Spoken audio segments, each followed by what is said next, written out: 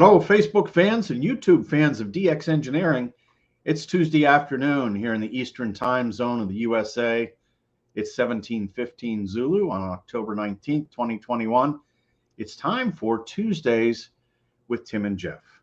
I'm Tim K3LR, and along with me today is Jeff KB8ZWT. How you doing, Jeff? I'm doing good, Tim. I'm starting to get my vision back after driving east on 80 yesterday into PA. Seeing that sun shining off of that aluminum there at your place. Looks good. Yeah, it does shine bright, and of course that means that you were putting the boat away for yet another season.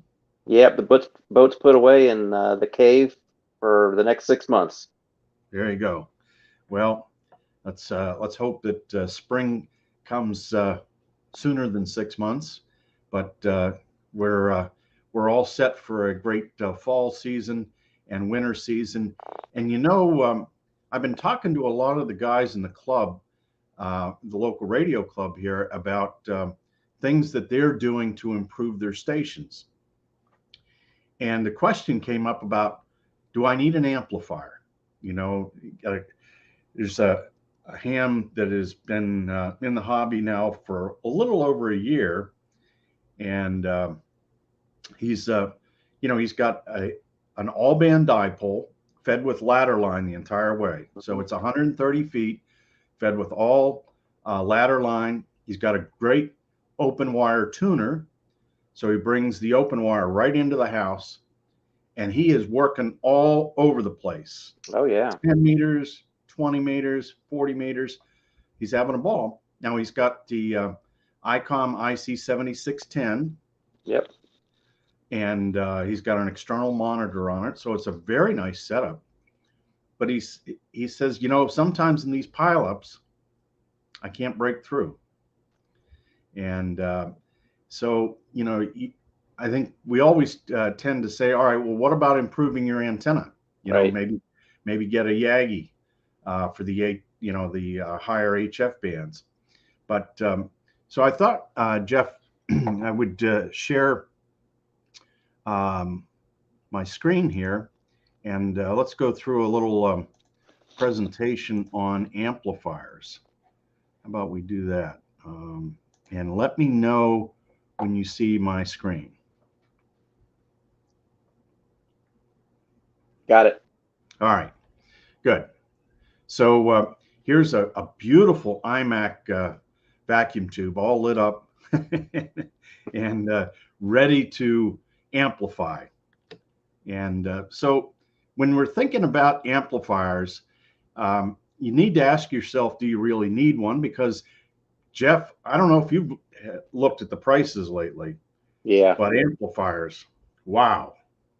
Yep. Crazy. Whether it's a Meritron or ACOM, any of the amplifiers, they're very, very expensive. And there's a lot going on in an amplifier. And so you do need to ask yourself, do you really need one? And is it a good investment? Amplifiers do tend to hold their value.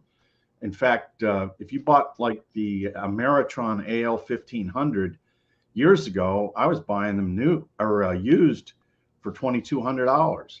Wow. Jeff, I just looked at what we're selling the AL1500 for. Depending upon what tube you put in there, it's between $5,000 and $6,000. Yeah, it's just crazy expensive. And so let's talk about some of this. Do you want to be louder, break pileups, maybe work more DX? Maybe you're having trouble being heard, whether it's on a net or whether, rag chewing and you get QSB. The antenna system, you really do need to ask yourself, can you improve your antenna? Because that will help both receive and transmit.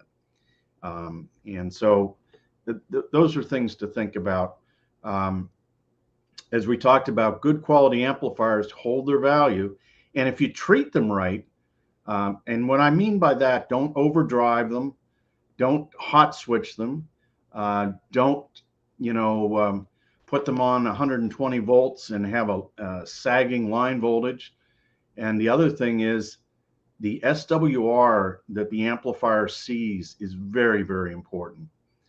Um, so the lower priced amplifiers probably would sell quicker if you need to liquidate.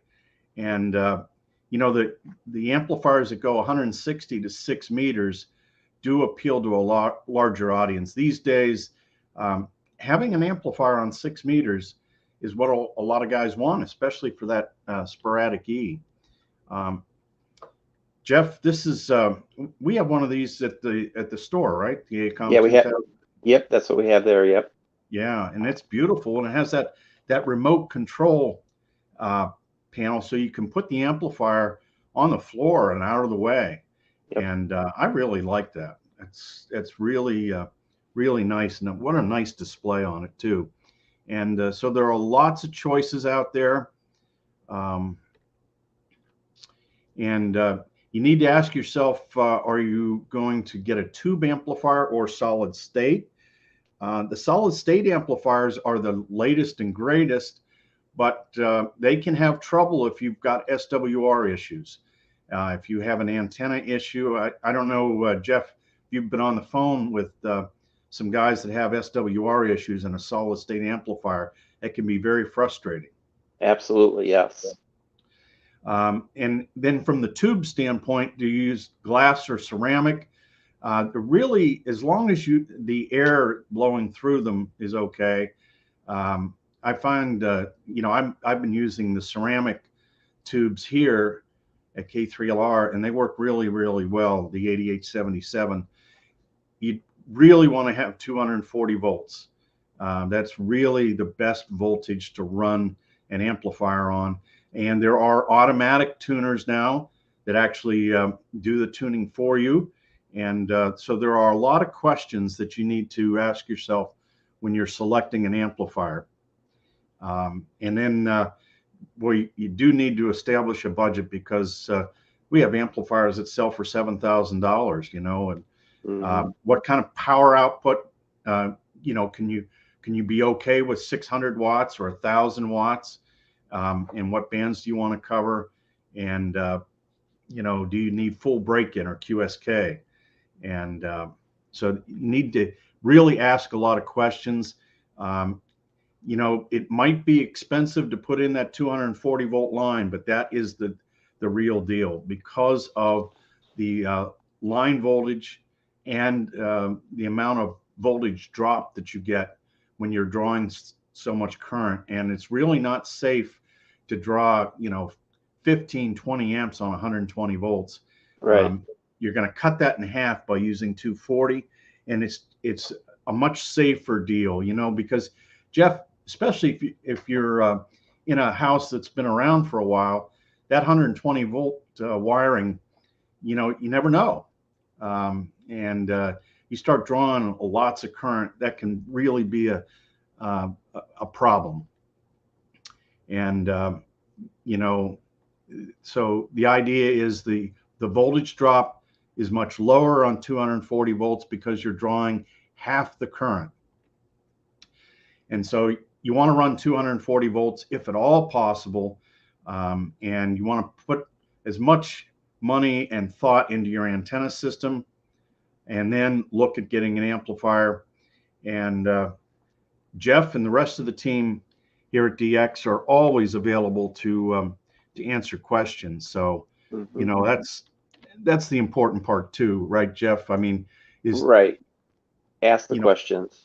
Hopefully, you know, at your local club, you've got a guy who can, you know, has been there, done that, right?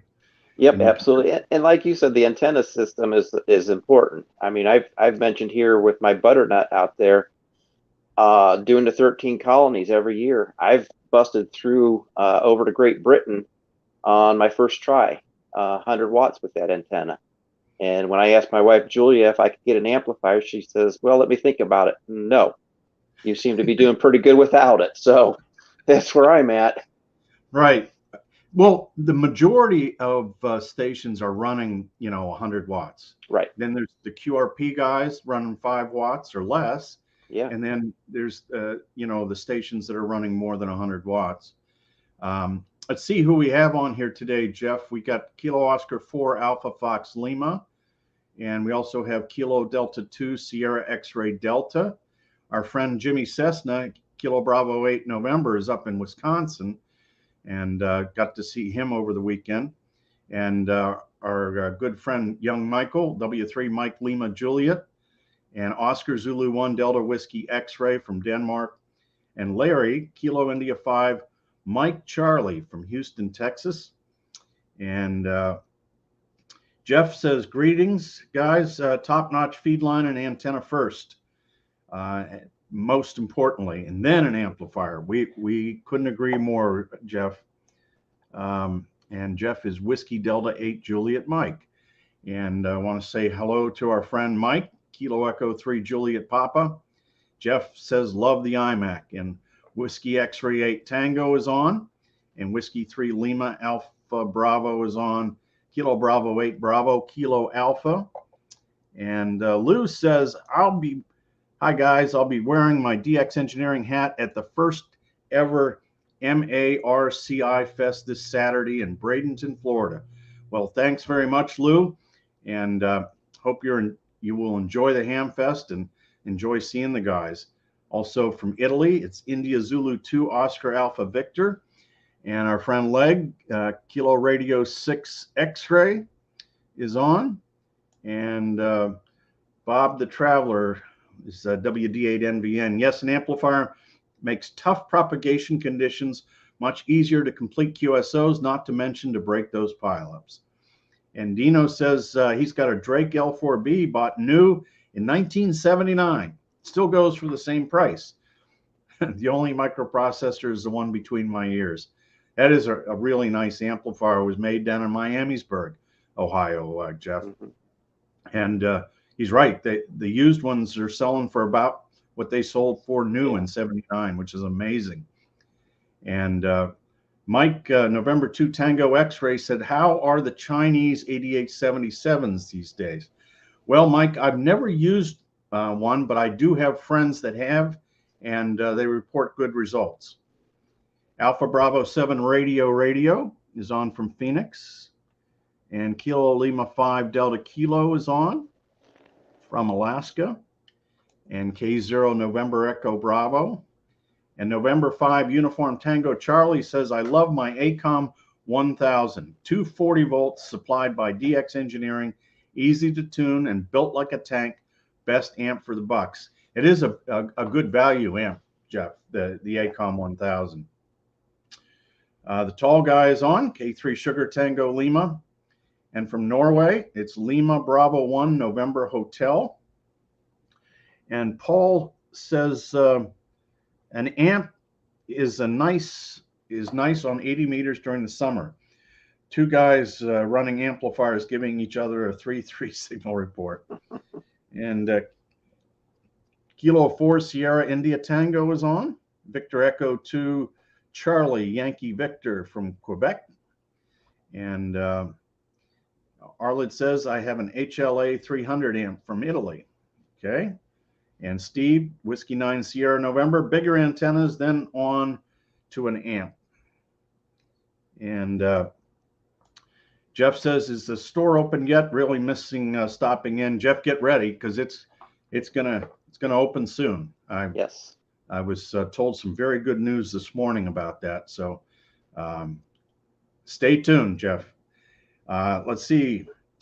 There's Kate Delta Victor. That's Dave.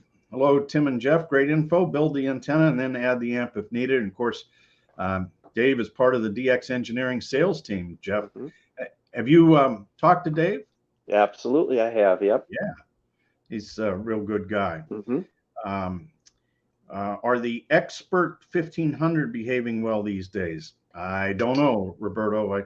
We're not selling the Expert amplifier, so I don't have any data on that. See Bob, Kilo 8 India Bravo X-Ray, and Gene, Kilo X-Ray 8 Golf Charlie Sierra. Now you know who Gene is, Jeff. Gene is the sheriff of Greene County. Yep, Greene County. Yep.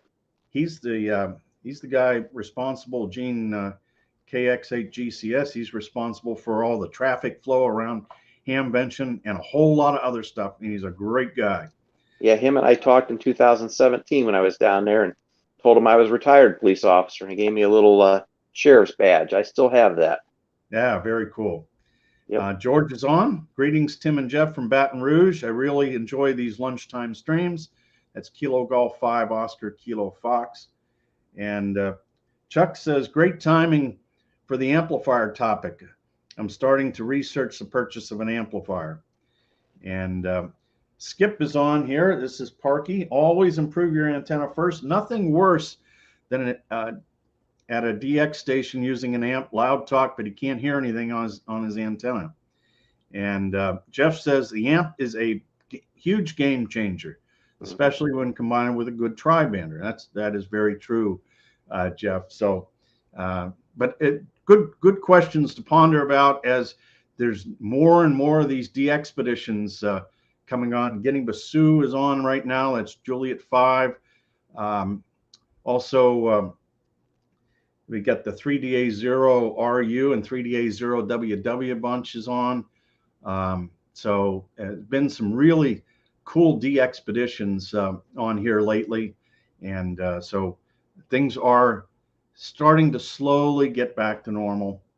And so I tell you what, Jeff, I think it's time for you to have lunch. Absolutely. And I'm going to get on the phone with one of our customers here. So wish you a good Tuesday, and thanks to all the viewers for watching, and hope you have a good week. Get on the air and have some fun. And if we can help you, give us a holler here at DX Engineering. Until Thursday, when I'll be on for the Manufacturers Showcase 73 from DX Engineering.